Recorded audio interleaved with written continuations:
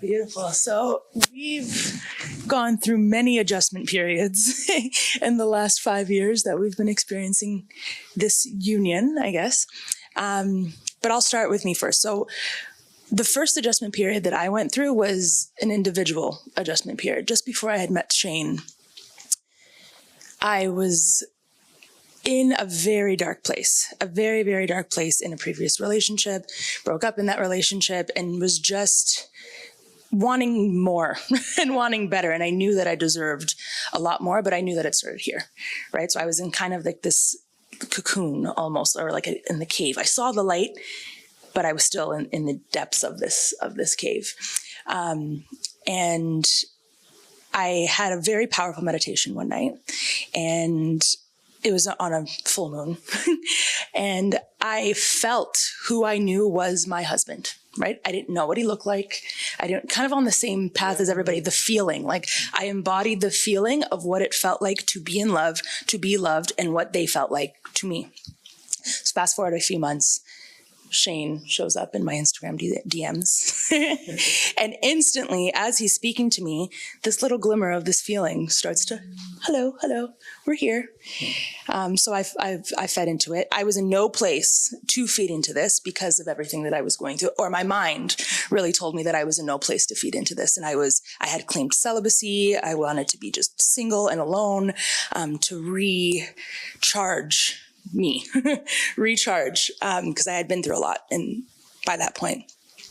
But I fed into it, and I found, like, on the first date, because of how authentic our connection was, because I didn't go into it expecting anything, really, literally anything at all. I just wanted to have a good time.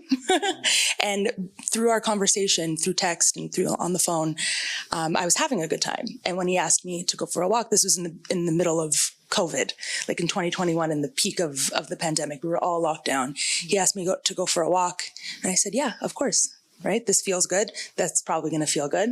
I'll just go because it feels good, right? And that first night, we were so vulnerable with each other. Like, so vulnerable. And it was within the first couple hours, it was like, cut the bullshit. Why are we here? What do you want? How are you growing? What have you learned? Like, all these things.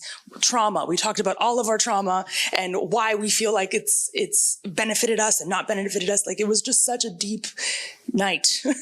We ended up speaking until like 5 a.m. that morning. And again, like, I had claimed celibacy. I was at his condo. 5 a.m. I look at the clock, and he's like, oh, shoot, like, we should go to bed.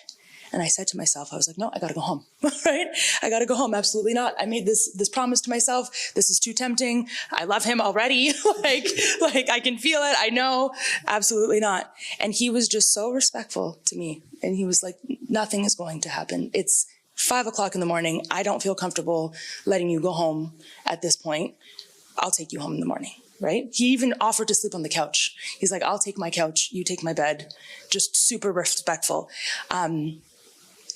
He did sleep next to me that night. Nothing happened.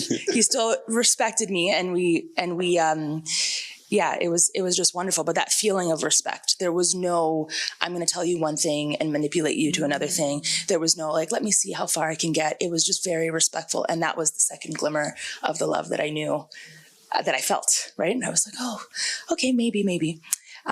So that weekend, one walk turned into 4 days of nonstop just connection, but same thing, respect, vulnerability, and love. And we kept saying to each other that weekend, we felt like we were on vacation. You know, when you're like, you go on vacation and you meet like a vacation love that you never speak to again, but it's just like, there's no responsibilities. You just feel like you're in like this blissful place. You don't have to think about anything. You're just super present with each other. And that's what it felt like. It's like you're in Mexico and love is blind. Boom. Exactly. quite literally. That's what it felt like. We're like, oh, this is weird, but okay, we're just going with it. Again, getting super vulnerable, talking about our values, our morals, our beliefs, and they were all aligned, like completely aligned. And the feeling starts bubbling up even more. And then the next weekend, I'm waiting for him to come pick me up because obviously I'm going to spend every weekend with this guy now. Next weekend, he comes to he calls me and he goes, hey.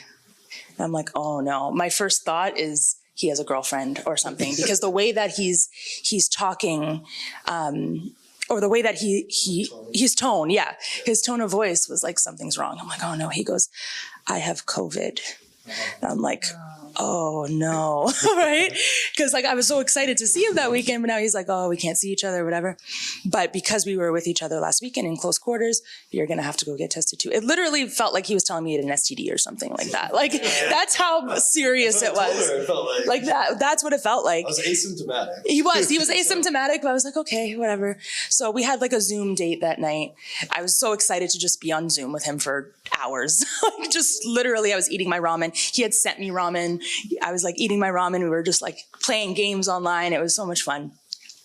And then I get tested the next day, and the nurse tells me, well, even if you do come out negative or whatever, you're still going to have to quarantine. It was that time where we had to quarantine for 10 days straight. You're still going to have to quarantine because even if it comes back negative, there's still whatever the possibility.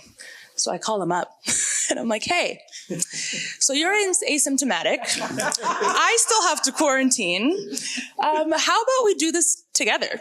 Like, crazy idea. Like, how about we do this together? And he goes, yeah. I'm like, yeah, we should do this together. He's like, so we're making the conscious decision that we're going to quarantine. Our second date is going to be a quarantine for 10 days straight. And I'm like, yeah, what else would it be? Obviously, like, this is what we're going to do.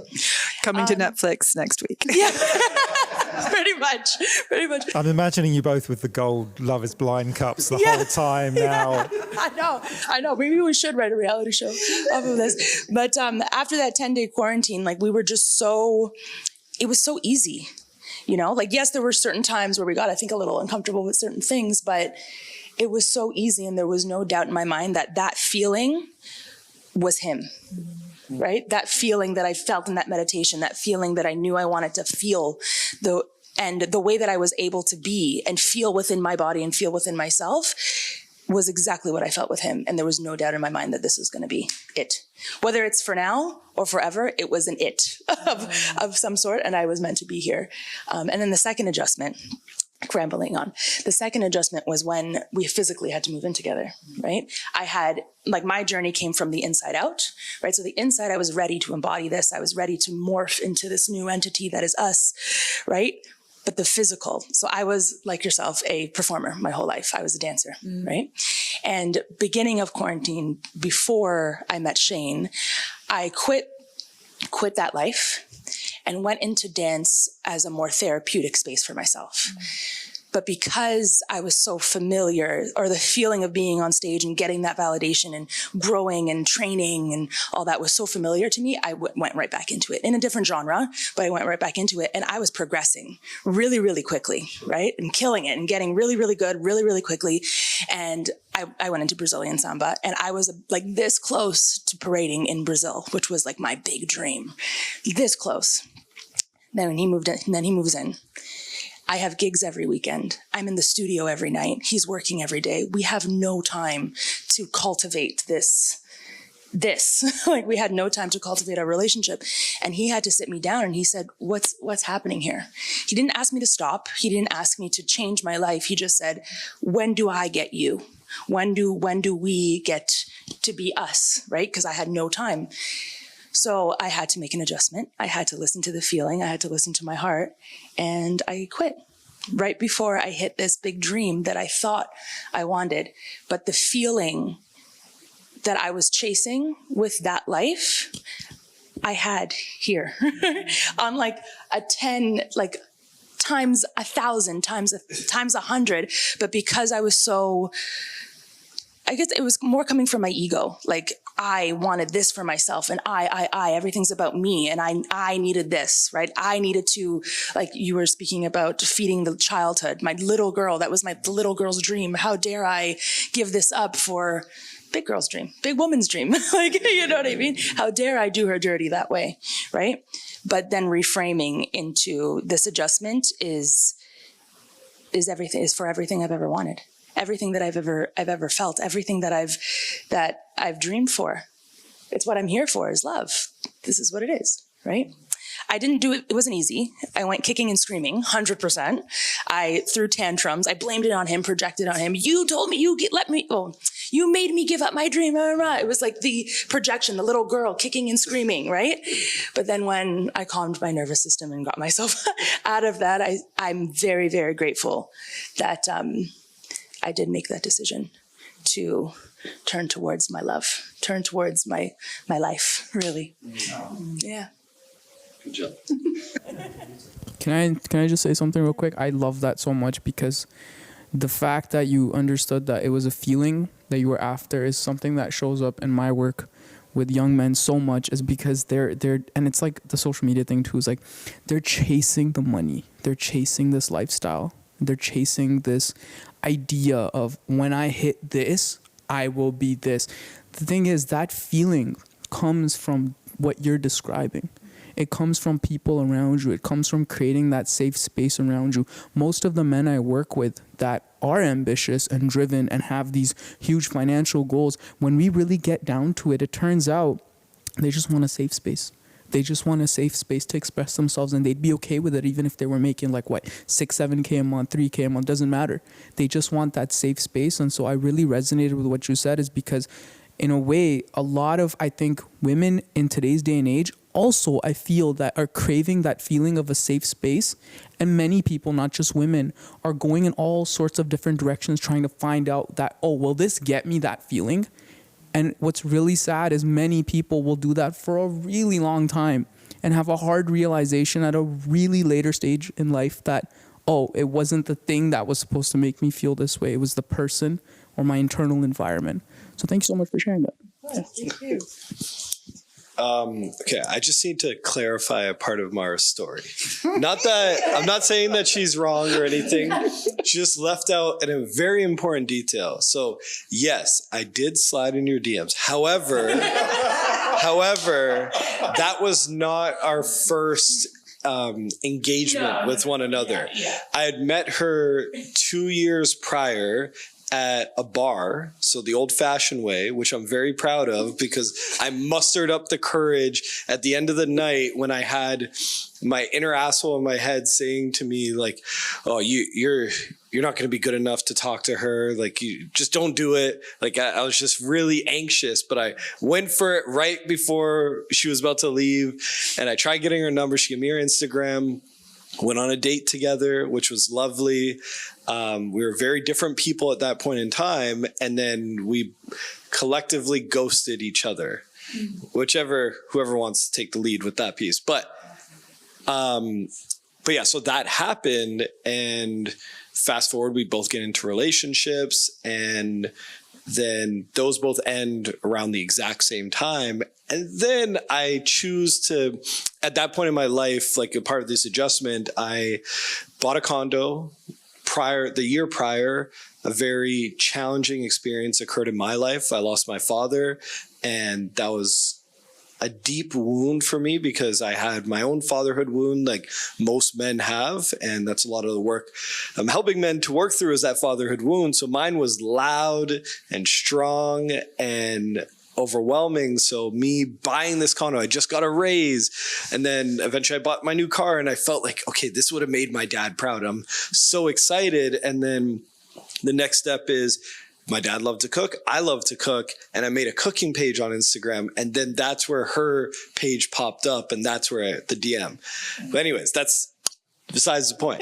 The adjustment, the moving in, that also represented me having to let go of the world I worked so hard to create, because buying my condo meant the world to me, because I grew up in transient housing, right? My mom and we moved, I don't know, I probably moved like 20 times in my life. And plus, prior to buying my condo, I already had moved 4 times within the past like 5 years. So almost every year I'm moving, and I finally had this space. I'm like, this is mine. I'm going to finally decorate my room, and then even more. And I put so much thought into it.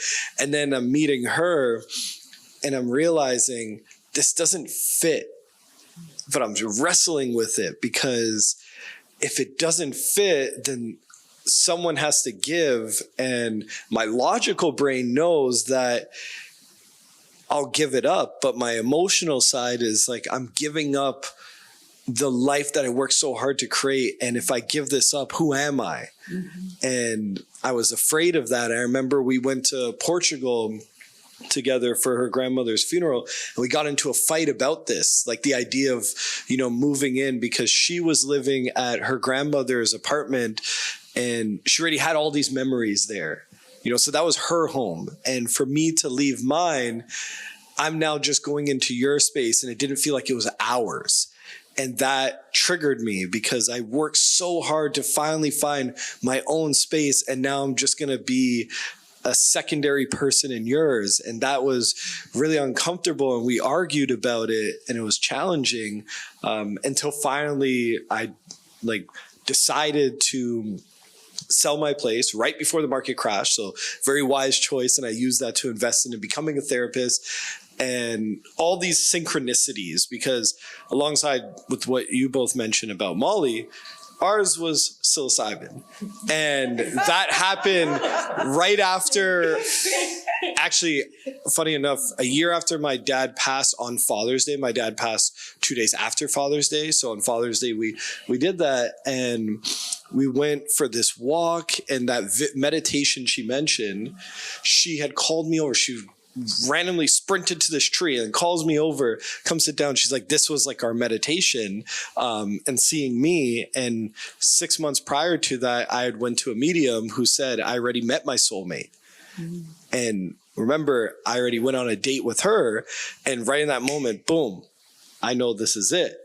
So that was really beautiful. But the second, now letting go of the condo became easier knowing that, but the bigger adjustment was having to accept the fact that you represent my mirror. And as much as you can bring out the beauty of what is me, you bring out the ugly too.